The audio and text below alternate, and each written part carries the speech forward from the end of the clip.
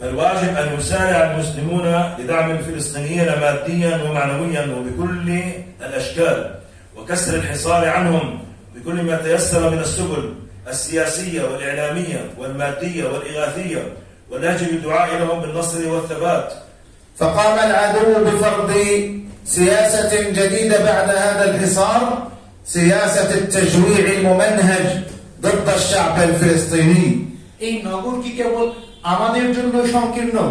হে ইতিহাস লেখক, কি এমন হলো যে আপনি আমাদের কথা বাদ দিয়েছেন? হে গুরুজন, আবার পড়ুন, আবার লিখুন, আমি দেখছি আপনি গুরুতর ভুল করছেন। আপনি দেখে থাকবেন গাজাতে আপনার শুধুমাত্র মানুষ হত্যা হয়েছে এইটা না, আমরা সাধারণত নিউজে কি দেখি এতজন নিহত হয়েছে, শহীদ হয়েছে, শিশুরা নিহত হয়েছে, নারীরা নিহত হয়েছে, এই ধরনের ঘটনা দেখি। সাধারণত ঘটনায় তো যুদ্ধে এটাই হয় যে ম্যান টু ম্যান বা গ্রুপ টু গ্রুপ যুদ্ধ হয়, সেখানে অনেক মানুষ শহীদ হয়। কিন্তু আপনি ফিলিস্তিনের ব্যতিক্রম দেখবেন, যেমন শুধু তারা মানুষ হত্যার মধ্যে থেমে থাকে নাই, তারা এখানে ঠিক মঙ্গলদের মতো করে হিস্টোরিক্যাল যত প্লেস আছে, যত এরকম স্থাপনা আছে অথবা মিউজিয়াম আছে, ধরে ধরে প্রত্যেকটা ভ্যানিশ করার চেষ্টা করছে। যেমন আমি কয়েকটা প্রাচীন স্থাপত্য বলি, যেমন আমাদের গাজাতে ছিল গ্রেট ওয়ালি মসজিদ। এটা হচ্ছে আপনার অলমোস্ট সবচেয়ে প্রাচীন একটা মসজিদ আর কি, এটাকে তারা ইন্টেনশনালি ধ্বংস করে, এখন কোন রকম মিনারটা টিকে আছে। আরটা হচ্ছে 1920 সালের দিকে নির্মিত আমাদের উসমান বিন কাশার মসজিদ, 1200 শতকের দিকে একটা মসজিদ ছিল সাইদ আল হাসিম মসজিদ। তারপর 1200 শতকের আরেকটু পরে আরো কিছু এরকম বেশ ভালো ভালো স্থাপনা, যেগুলো গাজাবাসীর জন্য তাদের ইতিহাসের একটা স্পন্দন তৈরি করে, যে আমাদের শাসকেরা ছিল, এরিয়া শাসন করছে, আমাদের শাসকেরা থাকতো, আমাদের কমিউনিটি ডেভেলপ করেছে, যে মোটিভেশন ছিল এমন প্লেস গুলো বাছা করে ধ্বংস করা হয়েছে। এদের হাজার বছরের ইতিহাস, যেখানে সেই আমাদের ইভেন মুসলিম পিরিয়ডেরও আগে যখন এই অঞ্চলের মানুষেরা লিডিং পজিশনে ছিল, আমাদের নবী রাসূলরা এখানে আসতেন, ফিলিস্তিন এরিয়াতে এসে শাসন করতেন, সেই সময় যে অনেক হিস্টোরিক্যাল মোটিভেশন সোর্স পাওয়ার মধ্যে সব সোর্স ছিল, তারা এগুলোকে উড়াই দেয় যাতে জাতি হিসেবে গাজা জেগে উঠতে না পারে, যাতে জাতি হিসেবে তারা এখানে সাহস না পায়। তারপর সর্বশেষ 23 সালের একটা ঘটনা আপনারা জানেন যে central archive of Gaza city, একটা সেন্টার ছিল যেখানে প্রায় 150 বছরের আপনার গুরুত্বপূর্ণ নথিপত্র, দলিল পত্র, যেগুলো দলিল দস্তাবেজ, যেখানে তারা মোটিভেশন পাওয়ার মতো, এগুলো সব সংরক্ষণে ছিল গভর্নমেন্টের উদ্যোগে, সেটা তারা ধ্বংস করে দেয়।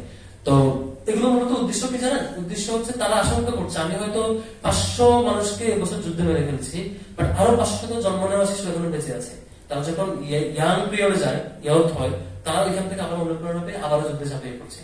তো এদেরকে যদি কালচারালি আমি ভ্যানিশ করতে পারি, এদের যখন আগের ইতিহাসকে আমি ধ্বংস করে দিতে পারি, তাইলে পরবর্তী জন্ম নেওয়া শিশুটা আমাকে নিয়ে আর সাহস দেখাবে না, আমার বিরুদ্ধে যুদ্ধ করবে না। ইসরায়েল পেশেন্ট ছিল এরকম। فالواجب أن يسارع المسلمون لدعم الفلسطينيين ماديا ومعنويا وبكل الأشكال وكسر الحصار عنهم بكل ما تيسر من السبل السياسية والإعلامية والمادية والإغاثية واللهج بالدعاء لهم بالنصر والثبات، فهذا فرض عظيم والتخاذل عنه إثم جسيم، وتركهم يجوعون من أعظم المحرمات وأشد الموبقات.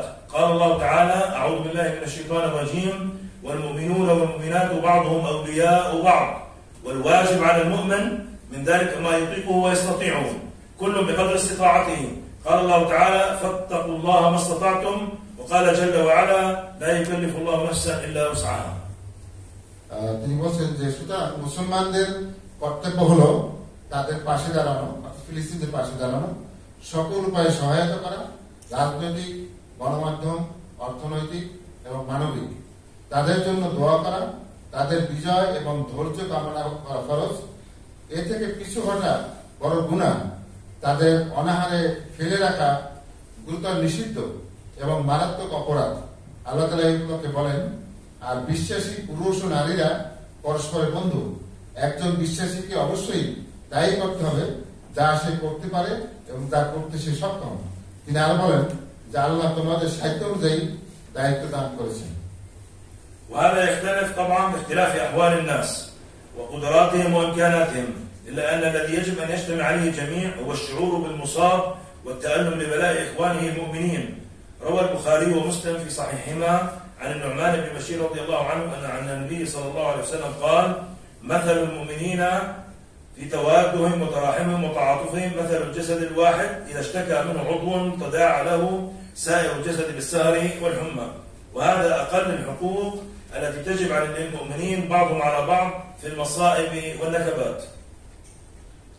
এই দায়িত্ব ব্যক্তিভেদে বিভিন্ন হতে পারে, তবে যা সকলের উপরে আবশ্যক তা হলো দুঃখ অনুভব করা, মুসলমান ভাইদের বিপদের সময় পাশে থাকা, যেটা হাদিস শরীফে এসেছে, মুমিনরা এক দেহের মতো, শরীরের একটি অংশ ব্যথা পেলে পুরো শরীর জেগে ওঠে এবং জ্বরে আক্রান্ত হয়।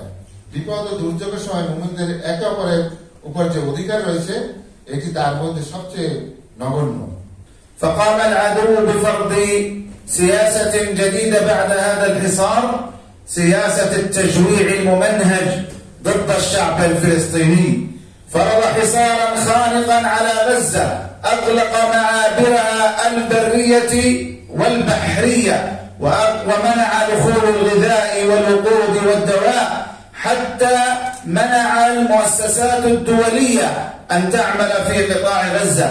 توقفت المطاحن التي تصنع الخبز، وتوقفت آبار المياه، ونفذ حليب الأطفال، بينما العالم يصور الانفجارات ولا ينظر إلى هؤلاء الأطفال والشيوخ والنساء وهم يتضرعون جوعا من هذه السياسة الإجرامية الذي يرتكبها العدو الصهيوني في قطاع غزة.